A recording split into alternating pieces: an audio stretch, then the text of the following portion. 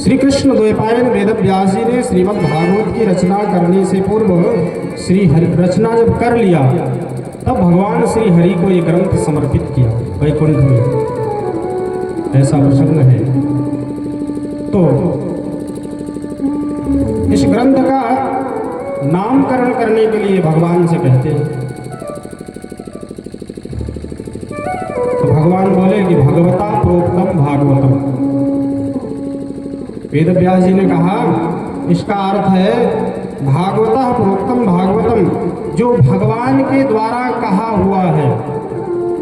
ये भागवत कोई साधारण व्यक्ति ने नहीं कहा है, ये भागवत 4 श्लोक ब्रह्मा जी को नारायण भगवान ने दिए, वही भागवत है। उसी के व्यास जी ने 18,000 श्लोक बनाए। कहते हैं भागवत की इतनी महिमा है, भगवता प्रोक्तम भागवतम। पहले भागवत का नाम सिर्फ भागवत था। वहां पर बैठी थी लक्ष्मी मैया, नारायण भगवान से कहती हैं ये तो ठीक है भागवत भगवता प्रोक्तम भागवतम, पर कहती हैं इसमें मेरा नाम तो कहीं है ही नहीं। माता लक्ष्मी जी कहती भगवान नारायण से कि इस ग्रंथ में मेरा नाम तो है ही नहीं। व्यास जी बोले माता जी भगवत्या प्रोक्तम भागवतम भी हो सकता है, जैसे भागवता प्रोक्तम भागवतम वैसे भगवत्या प्रोक्तम भागवतम। भगवती का कहा हुआ भी भागवत ही बनेगा व्याकरण के अनुसार। इस प्रकार आपका नाम भी आ गया। लक्ष्मी जी बोले ऐसे नहीं मानेंगे, स्पष्ट नाम होना चाहिए। तो श्री वेद व्यास जी ने क्या किया, इसमें 2 शब्द और जोड़ दिया। श्री माने लक्ष्मी, श्री माने सीता, श्री माने राधा। क्या बना दिया, श्रीमद् भागवत महापुराण। बोलिए श्रीमद् भागवत महापुराण की जय हो। जय जय श्री राधेश्याम। तो इसका नाम हो गया श्रीमद् भागवत महापुराण। बड़ा सुंदर वर्णन है। जिस परमात्मा की इच्छा से पूरा विश्व प्रपंच पालित होता है, लय होता है और उसका विनाश हो जाता है, जो दुनिया को प्रकाशित करता है वो परब्रह्म। जिस वेदार्थ ज्ञान को समझने में बड़े बड़े सूर लोग भी मोहित हो जाते हैं। पहले श्लोक में व्यास जी कहते हैं ना मोहयन्ति यत् सूरया। बड़े बड़े ज्ञानी जन भी इस भागवत को समझने के लिए तपस्या करते हैं। मोहयन्ति यत् सूरया, ये जो वारि मृदाम यथा विनिमयो यत्र त्रिसर्गो मृषः धाम्ना स्वेन सदा निरस्तकुहकं सत्यम परम धीमहि। इसलिए इस ग्रंथ के प्रारंभ में वेद व्यास जी सत्य कह करके भगवान की वंदना करते हैं। देखो भागवत के प्रारंभ में भी सत्य है, सत्य की वंदना है, और भागवत के मध्य में भी सत्य की वंदना है, और भागवत के अंत में भी सत्य की वंदना है। यानी अभी सत्य है, पहले सत्य था और आगे भी सत्य ही रहेगा। सत्य को छोड़कर कोई और नहीं बचेगा। सत्यव्रतम सत्य परम त्रिसत्यम सत्यस्य योनिम निहितम च सत्ये सत्यस्य सत्यम मृत सत्य नेत्रम सत्यात्मकं त्वां शरणं प्रपन्नः। तो देवताओं ने मध्य में भी जब भगवान का अवतार होगा कृष्ण जन्म, उस दिन आकर देवता लोग पहले स्तुति करते हैं भगवान की, कहते हैं ना सत्य प्रथम सत्य परम त्रिसत्यम। हे प्रभु आप ही सत्य हैं, बाकी दुनिया सारी झूठी है।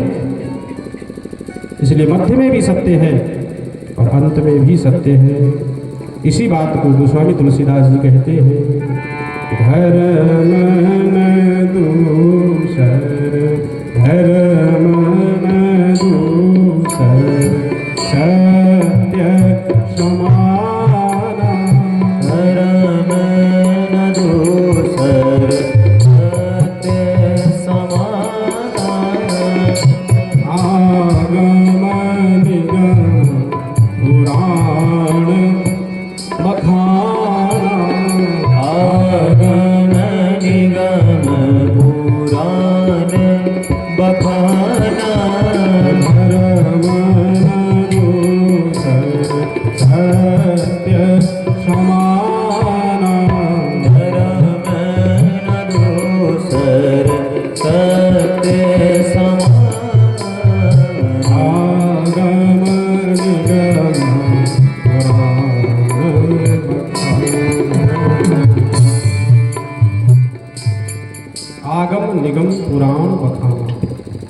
वेदों ने भी जिसका वर्णन किया है, ऐसे परम सत्य की हम सब वंदना करते हैं।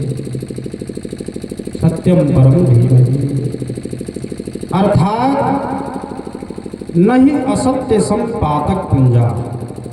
असत्य के समान दुनिया में कोई पाप नहीं है और सत्य के समान संसार में कोई पुण्य नहीं है। इसलिए सत्य का आचरण करना चाहिए। जो बोलो वो करो, ये नहीं कि बोलते हैं। आजकल क्या है, आजकल हम लोग क्या करते हैं, बोलते कुछ है और करते कुछ है, 1 मिनट में बदल जाते हैं। इसलिए कब हम धार्मिक होंगे, जब सत्य का आचरण करेंगे। मनसा वाचा कर्मणा, तीनों प्रकार से यदि हम जो बोले वो करें, वही धर्म है। और मन वाणी से तो हम बहुत बड़ी बड़ी बातें करें और कर्म से हम बिल्कुल ना करें, तो फिर हम धार्मिक नहीं माने जाएंगे। हम सिर्फ बातें करते हैं, उसको जीवन में नहीं उतारते हैं। इसलिए हमारे महापुरुषों ने सत्य को कहा भी है और करके भी दिखाया है, खुद के जीवन में उसको उतारा भी है। इसीलिए उनके जीवन को सार्थक माना गया। इसलिए सत्य बोलो और सत्य का आचरण भी करो, तभी धर्म माना जाएगा। जब हम ये बात संकल्प करते हैं कि सत्य बोलेंगे, सत्य का आचरण करेंगे, तभी हमारे जीवन में भागवत उतर सकती है, तभी हम भागवत की श्रोता बन सकते हैं। व्यास जी तो अपने कथा में किसको किसको बुलाया है, आगे आएगा। अभी कहते हैं हमारी कथा में कौन आए, रसिका भूभि भावुक, रसिक हो, भावुक हो, मनसा वाचा कर्मणा, भगवान के लिए समर्पित हो, उसको आवाहन करते हैं। इसलिए भागवत का विषय क्या है, श्रीमद् भागवत सुनने का पात्र कौन है और श्रीमद् भागवत का अधिकारी कौन है, ये दूसरे श्लोक में बताया। धर्मः प्रोक्षित कैत्रोत्र परमो निर्मत्सराणां शतां, वेद्यं वास्तवमत्र वस्तु शिवदं तापत्रयोन्मूलनम्। श्रीमद्भागवते महामुनिकृते किं वा परैरीश्वरः, सद्यो हृदवरुध्यते द्रुकृतभिः सुसुप्तभिः तत्क्षणात्। अगर कोई जीवन में ऐसा आचरण करे तो भगवान को बुलाना नहीं पड़ता। भगवान कह रहे हैं सद्यः अवरुद्धते हरिः, तुरंत भगवान आकर के ऐसे जीवात्मा के हृदय में स्वयं विराजमान हो जाते हैं। भगवान को कहीं आना जाना थोड़ी है।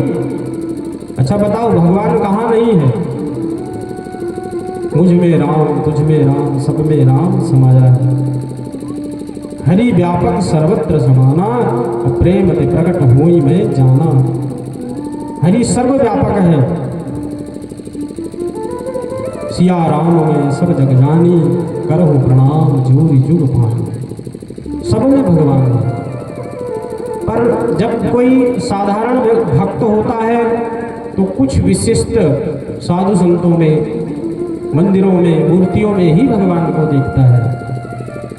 जो थोड़ा और उच्च कोटि का है तो संत और भगवान, ब्राह्मण, इनमें ही भगवान को देखता है। और जो उत्तम कोटि है वो सब में भगवान को देखता है। सिया राम में सब जग जानी, करहु प्रणाम जोरि जुग पानी। तुलसीदास जी कहते हैं सब में भगवान है, सबको सिया राम में नाम करके प्रणाम करो। आगे कहते निर्मत्सराणाम सताम, कथा का अधिकारी कौन है? जिसके मन में ईर्ष्या नहीं है, द्वेष नहीं है, पाखंड नहीं है, मात्सर्य नहीं है, वो भागवत सुनने का अधिकारी है। एक होता है मच्छर, एक होता है मात्सर्य। मच्छर तो काटे तो उसकी दवाई है, मोर्टिन लगा लो। मच्छरदानी लगा लो, उससे बचाव हो जाएगा। लेकिन जो मात्सर्य है ना, मात्सर्य, इससे बचना बड़ा कठिन है। हे भगवान, हमारे देखते देखते हमसे कितना आगे निकल गया है? आज से कुछ ही दिन पहले भी साइकिल पे चलता था, आज तो 4 व्हीलर में चलता है। अभी मारुति में चलता था, फॉर्च्यूनर में चलता है। इसको बोलते मात्सर्य। मुझसे कितना आगे निकल गया, मत्तः अग्रे सरति मात्सर्य। ऐसा व्यक्ति भागवत सुनने का अधिकारी नहीं है। जो मात्सर्य से रहित है वो भगवान की कथा सुन सकता है, क्योंकि इस मोह माया को त्यागना बड़ा मुश्किल है प्यारे सज्जनों। कंचन तजना सहज है, सहज त्रिया का नेह। मान बढ़ाई ईर्ष्या, दुर्लभ तजना दोई। मान और बड़ाई, इसको त्यागना बड़ा मुश्किल है। कि मैं अहंकार, मैं इतना पढ़ा लिखा हूँ, मैं इतना ज्ञानी हूँ, मेरे पास इतने पैसे हैं, ये अहंकार लेकर के कोई भगवान की शरण में जाएगा, उस पर भगवान कृपा नहीं करते। भगवान कृपा किस पर करते हैं? निर्मल मन जन सो मोहि पावा। निर्मल मन जन सो मोहि पावा। मोहि कपट छिद्र मोहि कपट छल छिद्र न भावा। श्री राम जय राम, जय जय राम। श्री राम जय राम, जय जय राम। श्री राम जय हो, जय जय राम। श्री राघवेंद्र सरकार जय राम। अयोध्या नाम भगवान श्री राम जय राम, जय जय राम। श्री राम जय राम, जय जय राम, जय जय राम। जो निर्मल है मन से, वाणी से, उस पर भगवान कृपा करते। कपटी व्यक्ति को भगवान पसंद नहीं करते। खूब पूजा करे, खूब टीका लगाए, खूब पाखंड दिखाए और मन में कपट हो, ऐसा व्यक्ति भगवान को प्रिय नहीं है। विभीषण क्यों प्रिय थे भगवान को? निर्मल थे। रावण इतना ज्ञानी था ना, उसके जैसा कोई विद्वान नहीं था उस समय। तांडव स्तोत्र की रचना किया, रावण संहिता की रचना किया, अनेकों ग्रंथ रावण के आज भी हैं, लेकिन भगवान को प्रिय नहीं हुआ क्योंकि अभिमानी था। जो अभिमानी व्यक्ति है वो भगवान को प्रिय नहीं है। जो निर्मल है, निर्मत्सर है, वो भगवान को प्रिय है और वही भागवत सुनने का अधिकारी है। यहाँ सूत जी शौनकादि ऋषियों को यही बता रहे हैं। प्रसंग यह है कि अधिकारी कौन है, भागवत सुनने का अधिकारी कौन है, ये जानना जरूरी है। ऐसे तो कोई भी कथा सुन ले, कल की कथा में सुना ही कि पापी से पापी व्यक्ति भी, धुंधकारी जैसा पापी भी भगवान की कथा सुन के तर जाता है, लेकिन अधिकारी नहीं है। तर तो जाएगा, भगवान को जिसको मारते हैं वो भी तर जाता है और जिसको तारते हैं वो तो तर ही जाता है। लेकिन अधिकारी कौन है, समझने वाली बात यह है, भागवत का अधिकारी वही है जिसके अंदर मात्सर्य नहीं है। अच्छा, भगवान आते कहाँ हैं, किसके हृदय में बसेंगे? जैसे पहले से ही हाउसफुल है, आपके घर में जगह ही नहीं तो या अतिथि कहाँ से आएंगे? जगह होगी, कमरा खाली होगा तभी कोई रहेगा ना। ऐसे ही जब मन में काम भरा हुआ है, मन में क्रोध भरा हुआ है, मन में अहंकार भरा हुआ है, तो भगवान आते हैं, झांकते हैं और चले जाते हैं। कहते भैया यहाँ तो पहले ही हाउसफुल है, हमारे लिए जगह नहीं है। इसलिए मन को पहले निर्मल करो तो भागवत की कथा सुनने के अधिकारी बन पाओगे। आगे कहते हैं वेद्यम वास्तव मत्र वस्तु शिवदम तापत्रयोन्मूलनम। अच्छा ठीक है, अधिकारी बता दिए, अधिकारी बन गए, फिर क्या होगा? बोला फिर तापत्रयोन्मूलनम, तीनों ताप आपकी कथा सुनने से समाप्त हो जाएंगे। मन से, शरीर से, हर प्रकार से आप स्वस्थ हो जाएंगे। भागवत की महिमा है। वास्तव नाम से जाना जाता है जगत को। भगवान भागवत को श्रवण करने से जीव, जगत और माया का बोध हो जाता है। भागवत श्रवण करता है उसको ज्ञान भी प्राप्त हो जाता है और ये पता चल जाता है कि जन संसार, जीव, माया और जगत में क्या भेद है। जीव, माया और जगत माने संसार, इन तीनों में भेद है। जीव भगवान का अंश है, भगवान नहीं है। हम क्या हैं? हम भगवान नहीं है, हम भगवान के छोटे से अंश मात्र हैं। इसलिए तुलसीदास जी ने कह दिया ना, तुलसीदास जी एक ऐसे भक्त हुए, ऐसे रामचरितमानस के रचनाकार हैं जिन्होंने भागवत, गीता और 18 पुराणों का सार सिर्फ रामचरितमानस में ला करके भर दिया। आप कुछ मत पढ़ो, रामचरितमानस को, जिसको नहीं है ज्ञान संस्कृत का, वो रामचरितमानस की 1 चौपाई 2 चौपाई रोज पढ़े, उसे से उसका कल्याण हो जाएगा। सारे शास्त्रों का सार है, बिल्कुल अवधि भाषा में। यही बात भागवत कह रही है और यही बात तुलसीदास जी एक श्लोक में कह दे रहे हैं। क्या कह रहे हैं? ईश्वर अंश जीवय अभिनाशी, ईश्वर अंश जीवय अभिनाशी, चेतन अमर सहज सुख राशि करते, ईश्वर अंश जीवन अविनाशी, चेतन अमर सहज सुख चेतन अमर सहज सुख राशि,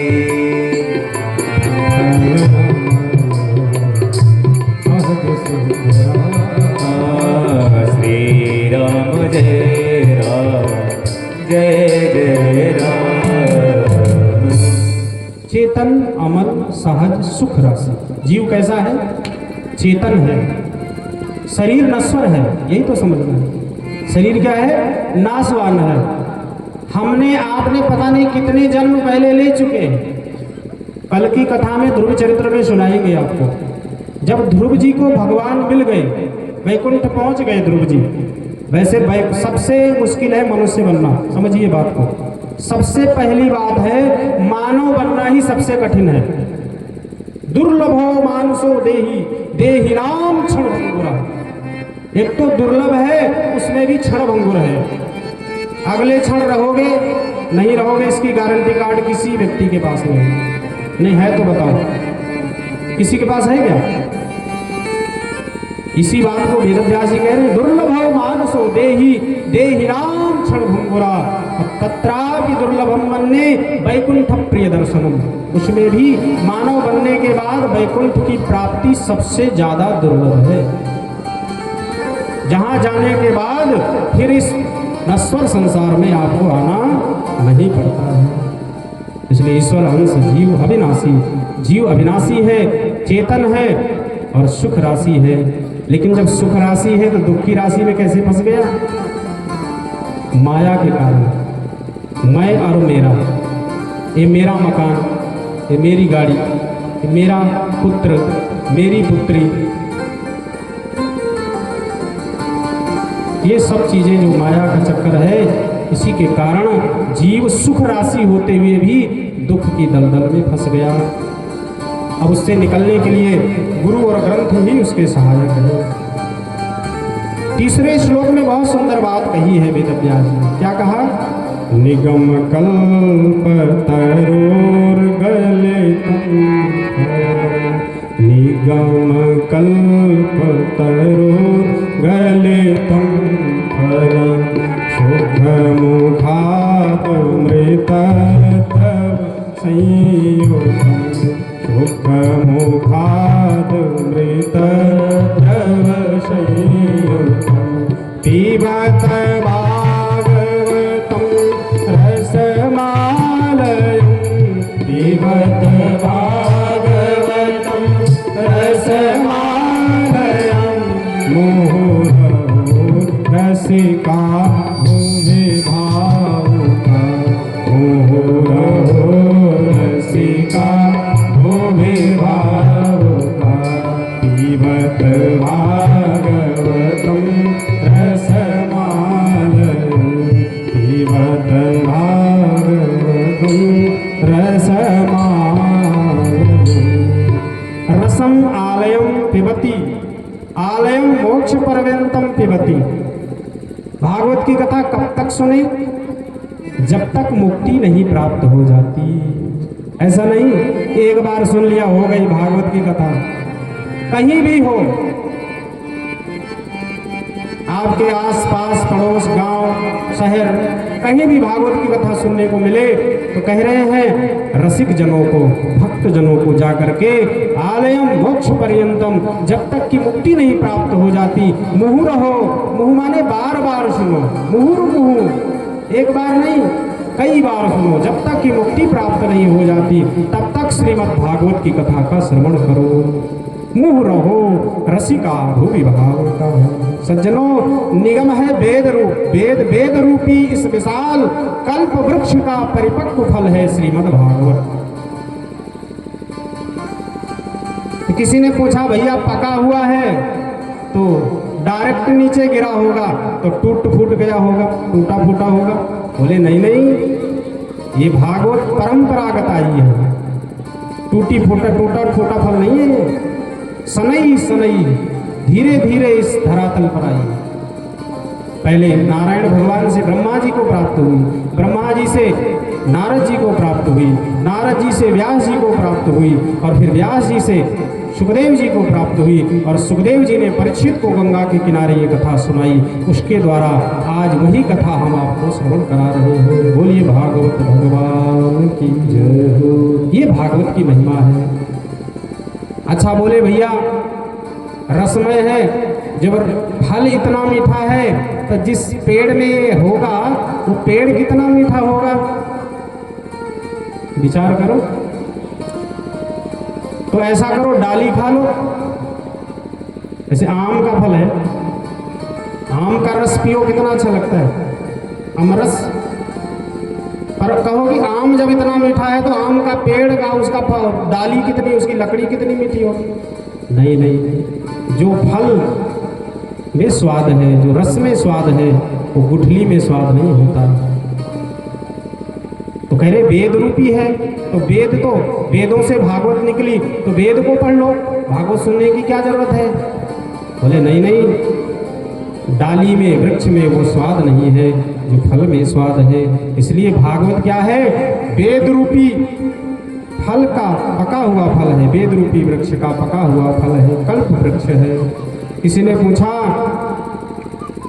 यह बीज भगवान से ब्रह्मा जी को प्राप्त हुआ, नारायण की शाखा से टपका तो ब्रह्मा की शाखा पर अटका, ब्रह्मा की शाखा से टपका तो नारद की शाखा पर अटका, और नारद की शाखा से टपका तो व्यास की शाखा पर अटका।